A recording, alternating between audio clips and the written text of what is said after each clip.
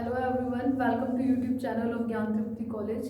Last lecture में जो BSc second year में हमारा कार्नोट साइकिल चल रहा था वो कल कंप्लीट नहीं हुआ था, तो आज उसी को आगे से कंटिन्यू करते हैं।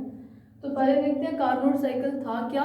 कार्नोट साइकिल क्या था? सैडी कार्नोट ने दिया था एक ऐसा रिवर्सिबल आइडियल इंजन था, यानी कि कार्नोट चक्र कैसे बना था वो मैंने आपको बताया था कि इस तरीके का कर्व है।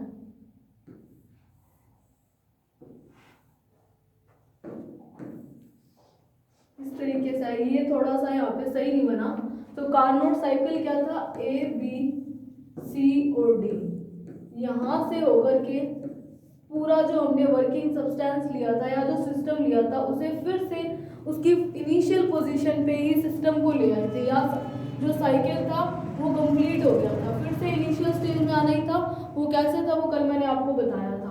ठीक है, तो ये था कार्नोट साइकिल। ये है क्या? कार्नोट जो इंजन है वो कैसा है? आइडियल रिवर्सिबल इंजन है एक टाइप का। आइडियल का मतलब आदर्श, ऐसा कि कार्नोट साइकिल में जो कार्नोट के अकॉर्डिंग तो ये इंजन ऐसा है जिसकी एफिशिएंसी हम 100% तक ले सकते हैं और रिवर्सिबल प्रोसेस से इसे गुजारा जा सकता है। इसका मतलब क्या है? जिस तरीके से ये ए बी सी डी एक ही तरह काम कर रहे हैं, ये एक साइकिल है, जैसा ये इस वाले फॉर्म में काम करेगा, यानी कि ए से बी, बी से सी, सी से डी और डी से ए में जाएगा, वैसे ही ये ए डी सी बी ए यानी कि अपोजिट डायरेक्शन में भी सेम वैसा ही काम करेगा। ये तो कार्नोट ने कहा था। ठीक है, तो पहले कार्नोट साइकिल में हमने कल तक जो किया था एक बार फिर से उसको थोड़ा सा देख लेते हैं। कार्नोट इंजन, कार्नोट इंजन में क्या किया था? सबसे पहले क्या किया था? आइसोथर्मल एक्सपेंशन कराया था।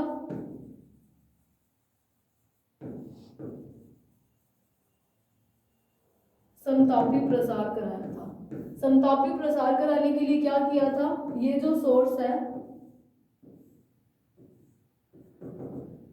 इस सोर्स के ऊपर क्या रख दिया था? वो सिलेंडर रख दिया था।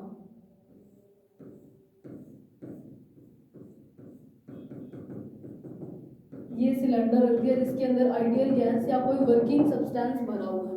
अब working substance, source, cylinder, sink और प्लेटफॉर्म क्या है ये आपको कंफर्म होगा। अभी तक तो आपको पता चल गया होगा क्योंकि लास्ट 2 लेक्चर्स में ये देख लिया। तो इस एक केस में क्या था? इसको क्या था? सोर्स के ऊपर रखा था, सोर्स से इसको हीट मिली थी, Q1 हीट हमने दिलवाई थी। Q1 हीट दी, तब तक हीट का फ्लो होगा जब तक कि थर्मल इक्विलिब्रियम में आए एक टाइप से। इसका मतलब तब तक हुआ जब तक कि ये जो वर्किंग सब्सटेंस था उसका टेम्परेचर भी क्या है? सोर्स के इक्वल हो गया। और इसका क्या है? हमने टेम्परेचर T1 को कांस्टेंट रख करके इसका आइसोथर्मल एक्सपेंशन कराया। एक्सपेंशन करा रहे थे तो जैसा कि कल हमने कर्व में भी देखा था कि एक्सपेंशन कराने से क्या है? P1 V1 ए पॉइंट पे ऐसा कुछ था, प्रेशर कम हुआ, P2 V2 वॉल्यूम बढ़ गया और B पे आ गया।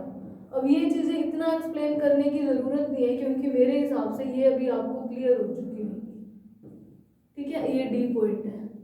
यहाँ पे हमने P2 P3 V3 लिया था और यहाँ पे हमने क्या लिया? P4 V4। टेम्परेचर इधर T1 था, यहाँ पे T2 आया, फिर से T2 और फिर से क्या? T1।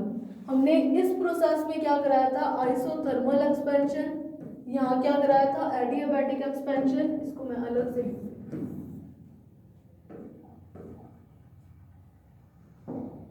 यहाँ पे हमने क्या करवाया है? आइसोथर्मल एक्सपेंशन को मैंने IE लिख दिया।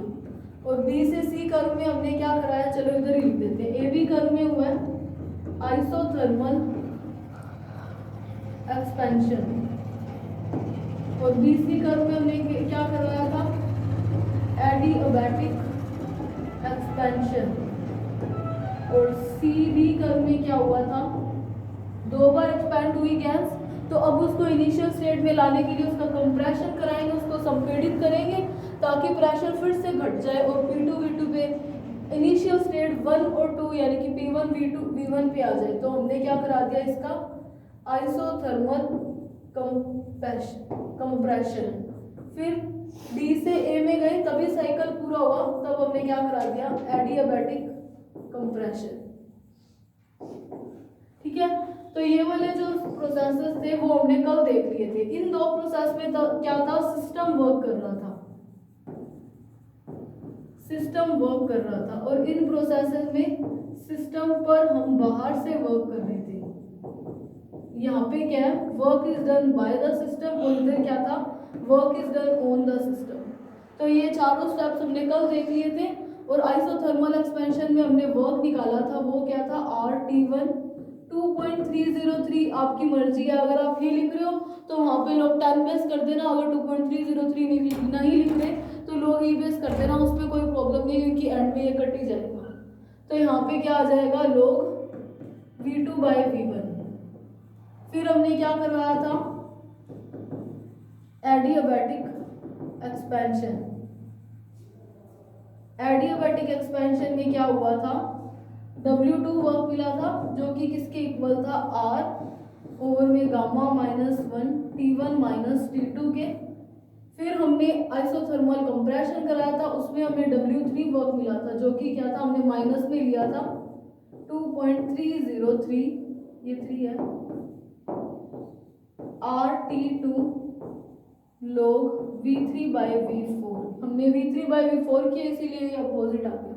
और W4 मैं यहाँ पे लिख रही हूँ, वो क्या आया था, RT2 - T1 और में गामा -1। इस प्रोसेस में क्या था, हमने आइसोथर्मल कंप्रेशन कराया था, पिस्टन के ऊपर बाहर से हमने कुछ फोर्स लगाया था, जिससे क्या हुआ था, प्रेशर जो है वो डिक्रीज हो रहा था। हमें प्रेशर कम ही करना है, ये देखो यहाँ पे प्रेशर कम हो रहा है और वॉल्यूम भी कम हो रहा है।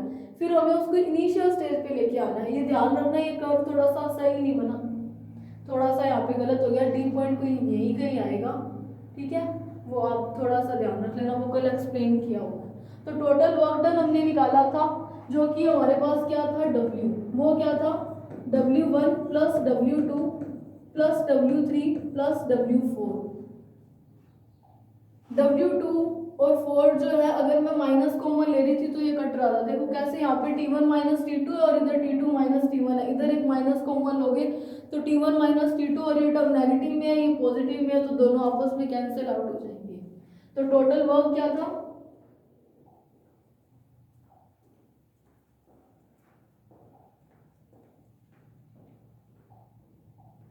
तो W टोटल वर्क देखो क्या था, 2.303 भी लिखिए, 2.303 RT1 log V2/V1 minus 2.303 RT2 log V3/V4, या 10 बेस लगा देना,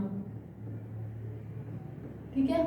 तो फिर देखो हमें क्या निकालनी थी कल, एफिशिएंसी। एफिशिएंसी मतलब कार्नोट इंजन की कितनी दक्षता है। अगर आइडियल है तो 100% आनी चाहिए। तो देखो वैसे तो 100 नहीं होती है, तो आपको भी पता है कि आइडियल केस तो एक अजम्पशन टाइप है, इसको प्रैक्टिकली ये होना पॉसिबल नहीं है टाइप से। तो एफिशिएंसी को हमने क्या लिया था, नीटा equals to work done over में जो हीट हमने प्रोवाइड करवाई है वो। हमने हीट Q1 दी थी जब हमने आइसोथर्मल एक्सपेंशन कराया था। इसको चाहे आप चलो पढ़ा रहने दो। हमने जब आइसोथर्मल एक्सपेंशन कराया था, स्टैंड के ऊपर ये सिलेंडर मैंने मान लिया, सोर्स के ऊपर जब सिलेंडर को रखा था तो उस टाइम क्या था, सोर्स से जो हमने हीट दी थी वो हमने Q1 एज्यूम की हुई है, ठीक है। तो यहाँ पर देखो, अब एक चीज सिर्फ आपको ये समझाने के लिए बता रही हूँ कि Q1 की वैल्यू हम क्या रखेंगे। देखो Q1 पे हमारा क्या था, आइसोथर्मल था, प्रोसेस कैसा था, आइसोथर्मल। जब प्रोसेस आइसोथर्मल था तो उस केस में टेम्परेचर कांस्टेंट रहने से चेंज इन इंटरनल एनर्जी क्या था, 0। तो dQ किसके इक्वल आ रहा था, du + dW। First law of thermodynamics से du 0 है तो dW की है। अब वर्क डन हमें W1 करा उस केस में, और हीट हमने क्या दिया, मान लो Q ही दिया, यहाँ पे चलो Q1 चाहे मत लिखो, ठीक है, मान लो Q हीट ही दिया, यहाँ पे भी ये 1 काट दो, क्योंकि Q1 वगैरह ऐसा कुछ हमने डिनोट नहीं किया, कहीं भी नहीं दी, तो Q हीट दी है। तो वो Q हीट किसके, W1 जो वर्क किया था उसके इक्वल था। ये जो है ये रफ में है, ये सिर्फ आपको समझाने के लिए, एग्जाम में ये करके आने की जरूरत नहीं है। तो यहाँ पे मैं क्या लिख दूंगी, Q की जगह डायरेक्ट वैल्यू लिख दूंगी W1, ठीक है। ये सिर्फ समझाने के लिए था, वो आपको एग्जाम में ये वाली चीज लिख के आने की जरूरत नहीं है। तो देखो एफिशिएंसी क्या हो जाएगी, वर्क हमारे पास क्या है 2.303 RT1 log V2 ओवर में V1 minus 2.303 RT2 log 10 base पे लगा देना V3 ओवर में V4 ओवर में Q1 की वैल्यू हम क्या रख देंगे यहाँ से W1 के equal RT1 log V2 over में V1। अब देखो इस इक्वेशन को सॉल्व करने का एक तरीका लगाएंगे। अब वो क्या लगाएंगे, देखो हमने ये जो कर्व बनाया था, हम एडियाबैटिक प्रोसेस को देखते हैं। तो देखो मैं सिर्फ BC कर्व को ले रही हूँ, ठीक है। BC पे क्या था, टेम्परेचर प्रेशर क्या था, P2 V2 से P3 V3 में जा रहा था, और टेम्परेचर जो है वो T2 हो गया था T1 से T2 हुआ था। देखो B पोजीशन पे तो T1 था, फिर T2 कब तक उसका एक्सपेंशन कराया था एडियाबैटिकली, जब तक कि सोर्स के टेम्परेचर के इक्वल ना आ गया हो, यही था। तो देखो मुझे पता है कि यहाँ पे लिख देना ऑन कर्व, ऑन तो क्या, ऑन काट दो, कर्व BC से मुझे क्या पता चल रहा है कि देखो एक इक्वेशन थी, वो कर्व तो एडियाबैटिक है, इतना आपको पता है। एक इक्वेशन थी PV gamma is equals to K, ये एडियाबैटिक प्रोसेस जब हो रही थी तब इक्वेशन आई थी, स्टेट की इक्वेशन। एक आपके पास और इक्वेशन थी TV gamma minus 1 is equals to कोई अलग कांस्टेंट K डैश, इसी की इक्वल आई थी। एक आपने और निकाली थी, हमें बस इतनी ही चाहिए, तो एक बार मैं सिर्फ यहीं तक यूज करूंगी। तो देखो for curve BC we know that, इसको दे दो कोई इक्वेशन आपकी जो भी चल रही थी, आई थिंक 5 होगी, तो इक्वेशन 5 वी नो दैट। अगर मैं BC कर्व देखूं तो वो ऐसा था, P2 V2 से कहां तक आ रहा था, P3 V3 तक, C और B। टेम्परेचर B पॉइंट पे तो T1 था, फिर उसका एक्सपेंशन कराया और इतना कराया कि टेम्परेचर T2 हो जाए, यानी कि C पॉइंट तक आते आते उसका टेम्परेचर T2 हो गया था। ये कब देखा था, तो इसका मतलब अगर मैं B पॉइंट के लिए एडियाबैटिक की ये वाली मैं इक्वेशन यूज करूं, इसका एक रीजन है, वो क्या, हम इनकी वैल्यूज निकालेंगे वॉल्यूम के रेशियो की। तो देखो मुझे क्या पता है, TV gamma minus 1 is equals to K dash, चलो डैश लिख दो, ठीक है। एडियाबैटिक के लिए ये इक्वेशन है। तो देखो अगर मैं B पॉइंट पे देखूं तो मेरे पास टेम्परेचर तो था V1 और V पॉइंट वॉल्यूम क्या था V2, तो वो किसके इक्वल होगा, C पॉइंट पे जो टेम्परेचर है T2, वॉल्यूम क्या है V3, इसके भी इक्वल आएगा क्योंकि कर्व तो BC है। तो हमने कर्व कैसा, एडियाबैटिक कर्व है BC कर्व, तो एडियाबैटिक कर्व के लिए वो इक्वेशन लगा दी। तो देखो यहाँ से मुझे क्या पता चल रहा है, देखो यहाँ पे लिख रही हूँ ये चीज, V3 ओवर में V2 पावर कितनी है, gamma minus 1 is equals to क्या आया, T1 ओवर में T2, यानी कि मुझे क्या है V3 ओवर में V2 की एक वैल्यू पता चल रही है, वो देखो क्या है, V3 ओवर में V2 is equals to T1 over में T2 की पावर 1 ओवर में गामा माइनस 1। ये हो सकता है, यही होगा। देखो पावर रिवर्स में चली जाएगी, तो मेरे पास क्या है, एक V3 ओवर में V2 की वैल्यू आ गई। इसको दे दो इक्वेशन नंबर 6। सिमिलरली मैं क्या करती हूँ, दूसरा एडियाबैटिक कर्व लेती हूँ, कर्व DA। जो DA कर्व था वो भी एक एडियाबैटिक ही था, बस यहाँ पे कंप्रेशन कराने हैं। तो D पॉइंट पे तो टेम्परेचर T2 था, फिर उसका कंप्रेशन इतना कराया था कि टेम्परेचर कहाँ तक पहुँच जाए, T1 पर।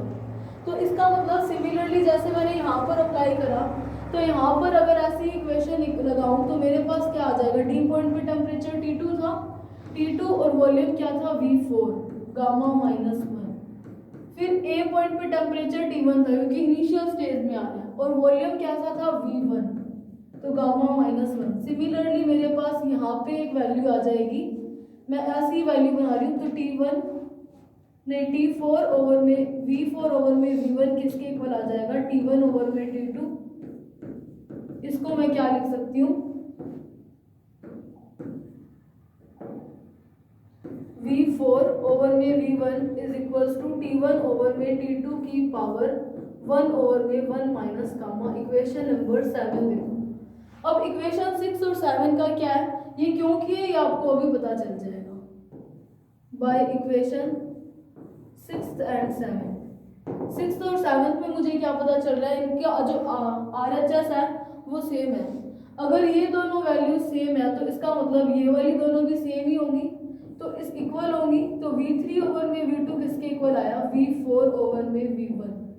इसका मतलब क्या है, मैं इस इक्वेशन को लिख सकती हूँ इस तरीके से, V3 ओवर में V4 is equals to V2 over में V1। इसको कोई इक्वेशन नंबर दे दो 8। अब ऐसा करने का रीजन क्या था ये आपको अभी पता चलेगा। देखो क्या रीजन था।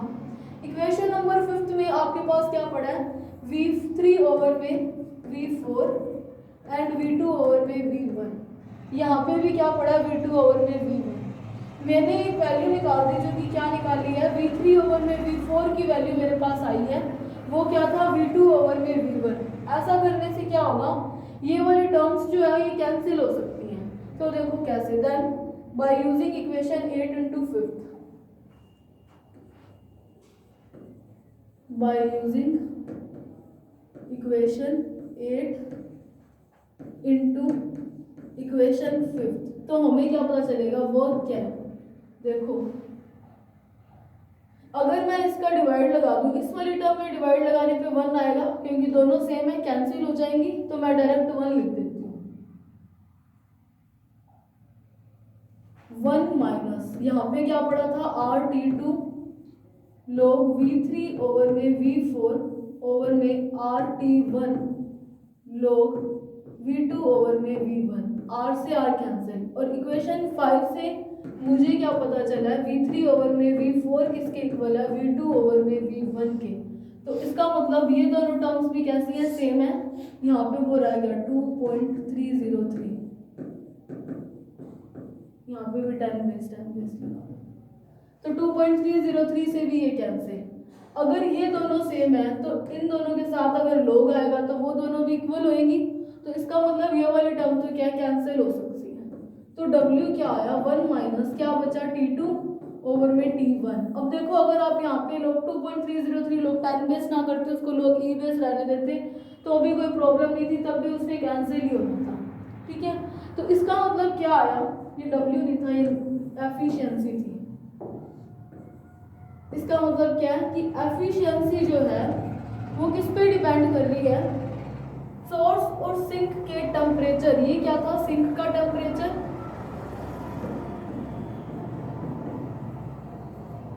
और ये क्या था, सोर्स का टेम्परेचर। तो इसका मतलब एफिशिएंसी किस पे डिपेंड कर रही है, सोर्स और सिंक के टेम्परेचर पर। सिलेंडर में हमने क्या भरा था, वर्किंग सब्सटेंस।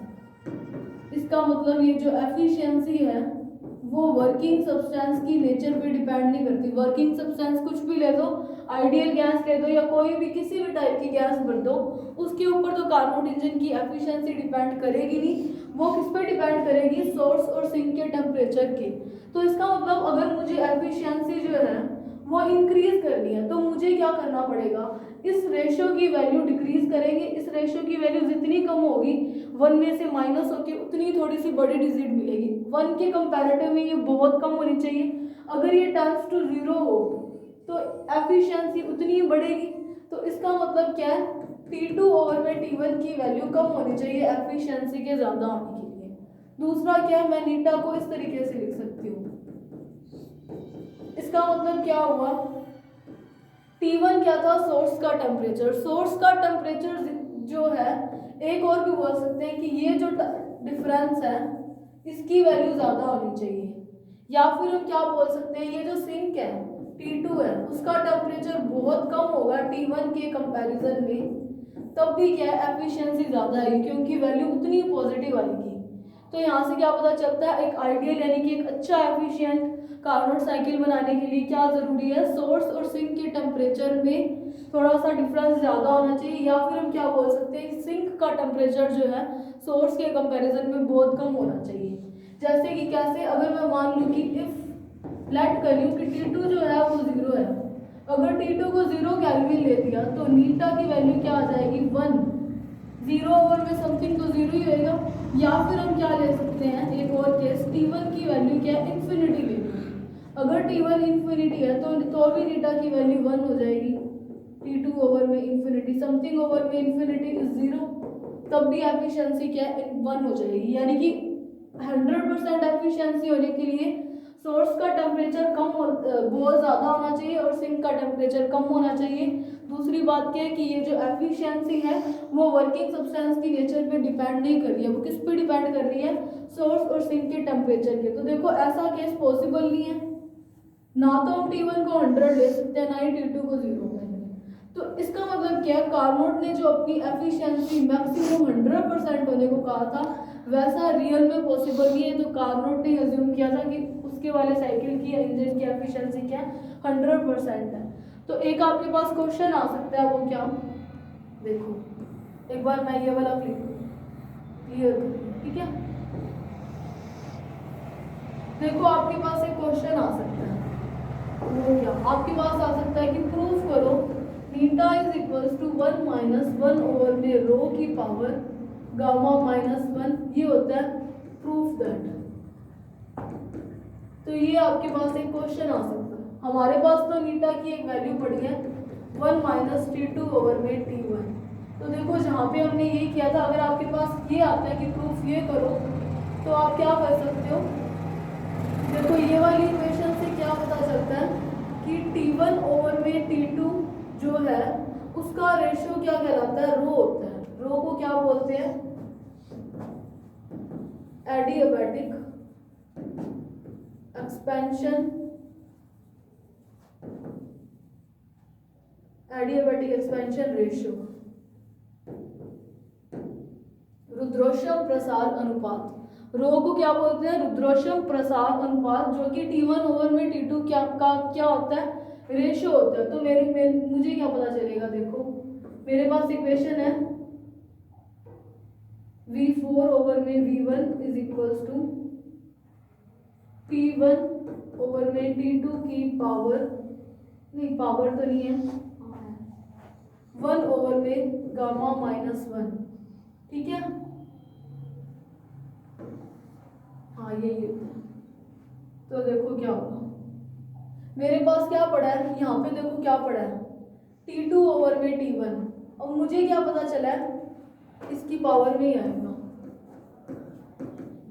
क्योंकि हमें जो प्रूफ करना है, इसकी वैल्यू जो होती है वो रो के इक्वल होती है। तो देखो यहाँ से ये किसके इक्वल है, रो के इक्वल है। मुझे T2 ओवर में T1 चाहिए, तो देखो कैसे कर सकती हूँ मैं, T1 ओवर में T2 लिख देती हूँ। वो क्या आएगा, रो की ये जब पावर में जाएगा तो इसका इन्वर्स होने से ये ऑलरेडी इन्वर्स है तो ये ऊपर आ जाएगी। ये पावर तो आपको सॉल्व करनी आती है, जब इस साइड भेजोगे तो ये इसके पावर में ऐसा आएगा। या फिर आपको ऐसे पता होगा कि जब इस वाली पावर को यहाँ पे भेजोगे इसके ऊपर तो ये इसके 1/, में हो जाएगी, ठीक है, कैसे भी समझ लो। तो देखो यहाँ से मुझे किसकी वैल्यू चाहिए, T2 ओवर में T1 की। तो T2 ओवर में T1 क्या आएगा, 1 ओवर में रो की गामा माइनस 1, ये बनेगा। या फिर इसको मैं क्या से लिख सकती हूँ, 1 की पावर तो कुछ मर्जी ले लो, कोई फर्क नहीं पड़ेगा। इसका मतलब T2/T1 की ये वैल्यू होती है, तो वहां से नीटा की ये वैल्यू आ जाएगी, डायरेक्ट पुट कर देना।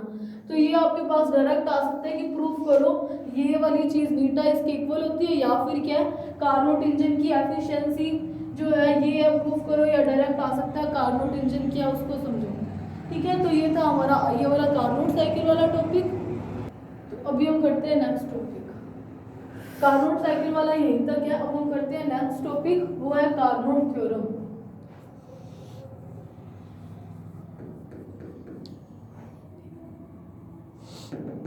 कार्नोट थ्योरम को समझने के लिए ना आपको पहले एक चीज पता होनी चाहिए, रेफ्रिजरेटर क्या होता है, रेफ्रिजरेटर, ठीक है, पहले आपको ये पता होना चाहिए। तो देखो ये क्या होता है, देखो कार्नोट ने क्या बताया था,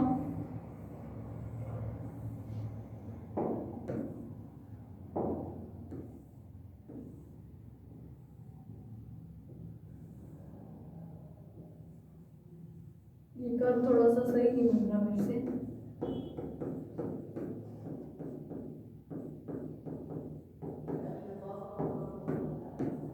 पॉइंट पे क्या था P1 V1 और D पे क्या था P4 V4। तो देखो कार्नोट ने क्या बोला था, मैंने आपको कार्नोट जब इंजन कराया था तभी बताया था कि कार्नोट ने एक ऐसा इंजन बनाया था जो कि उसके अकॉर्डिंग क्या है आइडियल रिवर्सिबल इंजन है। इसका मतलब क्या है कि कार्नोट इन साइकिल तो कैसा पूरा हुआ था ABCD, फिर से A पर आ जाना तो वो तो कार्नोट साइकिल है, एक चक्कर यहाँ पर पूरा हो गया, ठीक है। तो अगर ये रिवर्सिबल है तो रिवर्सिबल होने का मतलब क्या है, मैंने आपको बताया था कि रिवर्सिबल कैसे सिस्टम्स है या कैसे प्रोसेस है जिन्हें अपोजिट डायरेक्शन में भी अगर हम कंडक्ट कराएं या फिर करवाएं तो बिल्कुल वैसे ही होंगे जैसे कि वो पहले हो रहे थे या इनिशियली हो रहे थे संपन्न, या फिर अपोजिट के पहले सही डायरेक्शन में हो रहे थे। तो इसका मतलब क्या है, ये वाला साइकिल तो कार्नोट इंजन का था। अब अगर ये रिवर्सिबल इंजन है तो इसका मतलब क्या हो जाएगा कि मैं इस वाले को इस तरीके से भी करा सकती हूँ।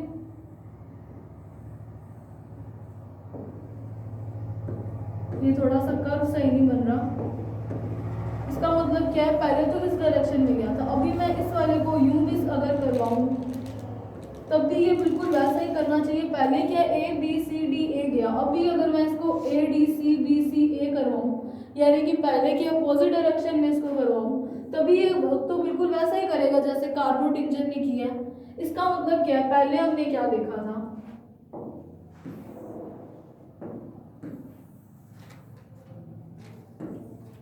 देखो पहले क्या देखा था कार्नोट इंजन में, ये ले लिया सोर्स और ये ले लिया सिंक,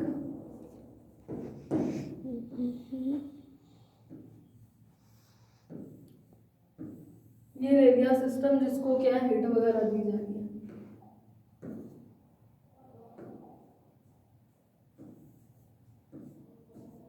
ठीक है, तो देखो क्या किया था, यहाँ से क्या था, सोर्स से कुछ हीट ले रहा था, वर्किंग सब्सटेंस को आइसोथर्मल एक्सपेंशन के लिए सोर्स पे रखा था, तो सोर्स से हीट ले रहा था, मान लो Q1 हीट ले रहा था, फिर चलो Q ही ले दो चाहे तो, Q हीट ले रहा था ये सोर्स से सिस्टम। फिर क्या था, हमें W वर्क मिल रहा था, हम पूरे की बात कर रहे हैं एंड में। उसके बाद क्या था, जो रेस्ट हीट थी वो किसको दे रहा था, सिंक को दे रहा था। तो बची हुई हीट क्या होगी, जो हीट यूज हो गई काम में और जितनी दी थी उसका माइनस ही होगा, यही बची हुई हीट होगी। तो देखो इसका मतलब क्या है कि कार्नोट इंजन तो इस प्रोसेस पे काम कर रहे हैं, सोर्स से हीट ली, वर्क करवाया, जो रेस्ट हीट बची थी वो सिंक को दे दिया। अब क्या है, ये रिवर्सिबल प्रोसेस है, आइडियल भी है। अगर रिवर्सिबल है तो इस तरीके से काम करेगा। जब मैंने उल्टा प्रक्रम ले दिया तो इसका मतलब क्या होगा, जितनी हीट इसको दी थी, रिवर्सिबल में यही था A से B तक जाने में W वर्क हमें मिल रहा था जब हम Q हीट दे रहे थे या रिलीज हो रही थी। जब रिवर्सिबल का करवाया था तब मैंने बताया था, तो मैं इसको अपोजिट करूँ, मतलब क्या, सिंक से Q माइनस W ये हीट ले और इसके ऊपर हम W वर्क करें, और उल्टा काम ही करेंगे। अगर हम अपोजिट डायरेक्शन में जा रहे हैं तो जो हीट रिलीज हुई थी वो दे दें और जो वर्क हमें मिला था वो वर्क इस सिस्टम पे कर दे, तो जितनी हीट हमने सोर्स से ली थी Q उतनी ही हम सोर्स को दे सकते हैं। रिवर्सिबल प्रोसेस तो यही होएगा। तो इसका मतलब क्या है, हम क्या कहते थे, सोर्स का टेम्परेचर T1 ले रहे थे और सिंक का T2 केल्विन। वो हमेशा कैसा ले रहे थे कि सोर्स का टेम्परेचर सिंक के टेम्परेचर से ज़्यादा था। तो ये तो है कार्नोट इंजन का रेफ साइकिल, ये दोनों। लेकिन कार्नोट इंजन का जो रिवर्स होता है वो क्या होता है, रेफ्रिजरेटर। रेफ्रिजरेटर यानी कि फ्रिज में क्या होता है कि गर्म चीज़ रखते हो तो वो ठंडी हो जाती है, यही होती है। इसका मतलब क्या है, जो रेफ्रिजरेटर है वो सिंक की तरह एक टाइप से, सिंक का टेम्परेचर जो है वो कम है, फ्रिज। तो देखो इसका मतलब क्या है, वो जो हमने गर्म चीज़ रखी थी वो एक टाइप से सोर्स की तरह बिहेव कर सकता है। मैं समझा रही हूँ, करता नहीं है, समझाने के लिए मैं बोल रही हूँ कि जो हमने यहाँ पे हॉट ऑब्जेक्ट लिख देती है, हॉट, जो भी गर्म चीज रखी है वो सोर्स की तरह है, और ये जो फ्रिज है वो सिंक की तरह है। क्योंकि क्या होता है, गर्म चीज को जब फ्रिज में रखते हैं तो वो फ्रिज के टेम्परेचर के इक्वली ठंडा होती है। इसका मतलब क्या है कि जो कम टेम्परेचर वाली जो चीज थी, कम टेम्परेचर से हाई टेम्परेचर की ओर हीट का फ्लो हो रहा है, यही फ्रिज में होता है। गर्म चीज ठंडी हो जाती है, फ्रिज ठंडा, ठंडे फ्रिज से उसकी कुछ ना कुछ हीट है, ये बात हो रहा है कि उसका टेम्परेचर बहुत कम है, तो उससे एनर्जी लेकर के या उससे हीट लेकर के ये ठंडा हो रहा है। तो ये फ्रिज का कॉन्सेप्ट है, रेफ्रिजरेटर का, ठीक है। ये एक छोटा सा कॉन्सेप्ट है, ये मैंने इसलिए बताया क्योंकि जो कार्नोट थ्योरम है उसमें इस चीज का यूज होगा। है क्या, बिल्कुल अपोजिट ऑफ कार्नोट साइकिल है, ठीक है। सोर्स से सिंक को एनर्जी दे देते हैं, वो जो जो हीट सिंक को दी थी वही सिंक जो है उसको सिंक से हीट सिस्टम को दे देंगे, और जो डब्ल्यू वर्क हमें मिला था वो वर्क अगर सिस्टम को कर दे तो वो अपनी इनिशियल स्टेज पे आ जाएगा। तो देखो कार्नोट थ्योरम क्या है,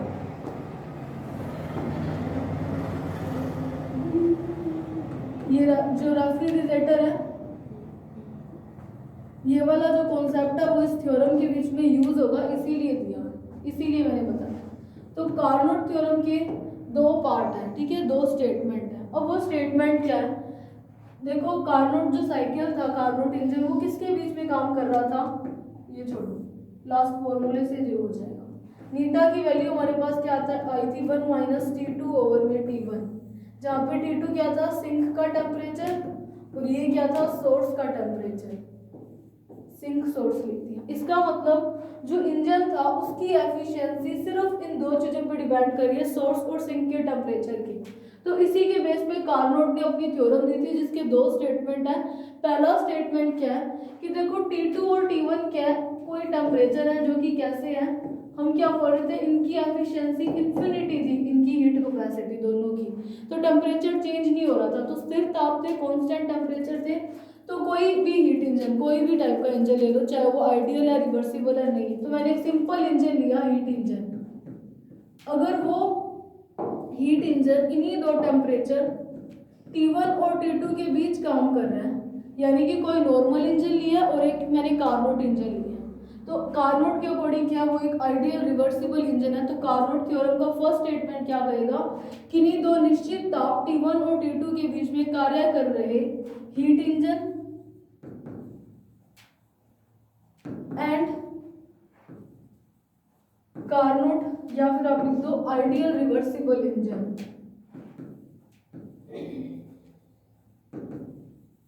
कार्नोट इंजन एक रिवर्सिबल इंजन ही था।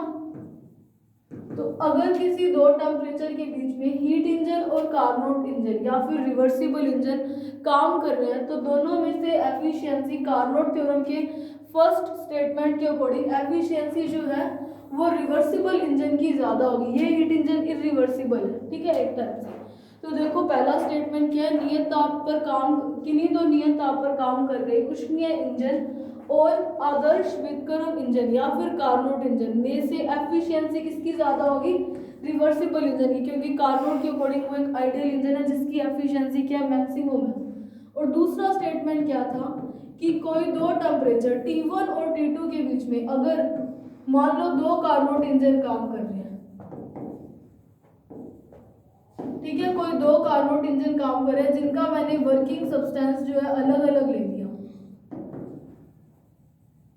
टेम्परेचर सोर्स और सिंक का सेम है, वर्किंग सब्सटेंस इसका मान लिया A है और इसका मान लिया B है, तो यानी कि किसी दो टेम्परेचर T1 और T2 पर काम कर रहे दो कार्नोट इंजन की जगह मैं क्या बोल रही हूँ, आदर्श उत्क्रमणीय इंजन, आइडियल रिवर्सिबल इंजन की एफिशिएंसी क्या रहेगी, नीटा की वैल्यू क्या रहेगी, फर्स्ट वाली की मैं नीटा A ले लेती हूँ, सेकंड की ले लेती हूँ नीटा B, वो कैसी रहेगी, सेम रहेगी, क्योंकि एफिशिएंसी जो है वो वर्किंग सब्सटेंस की नेचर पे डिपेंड ही नहीं कर रही, कुछ मर्जी वर्किंग सब्सटेंस ले लो, वो डिपेंड किस पे कर रही है, सिंक और सोर्स के टेम्परेचर के, वो जब टेम्परेचर सेम है तो उनकी एफिशिएंसी भी क्या सेम रहेगी। ये है दो स्टेटमेंट, इनकी आपको स्टेटमेंट जो है एज इट इज याद रखना पड़ेगा। पहला स्टेटमेंट क्या है, किसी दो नियत तापों के बीच में कार्य कर रहे उष्मीय इंजन और रिवर्सिबल इंजन, हीट इंजन और उत्क्रमणीय आदर्श इंजन की एफिशिएंसी में से किसकी एफिशिएंसी ज्यादा होगी,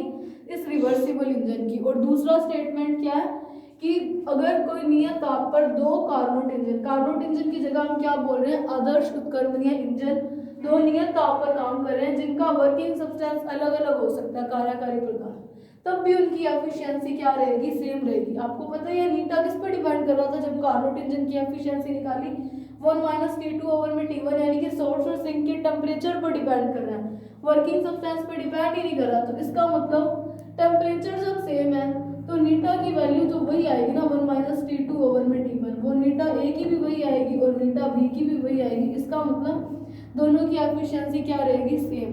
तो अभी जो है इन दोनों, ये जो दोनों स्टेटमेंट है, इन दोनों स्टेटमेंट का प्रूफ आता है कि कार्नोट थ्योरम को समझाओ और दोनों स्टेटमेंट क्या है उनको भी प्रूफ करो, ठीक है।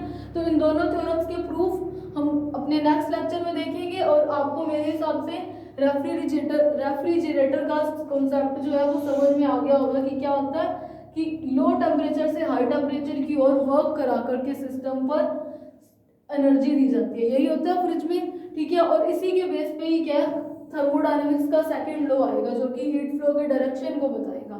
तो ये वाला हम अपने नेक्स्ट लेक्चर में करेंगे। So that's it for today, thank you so much.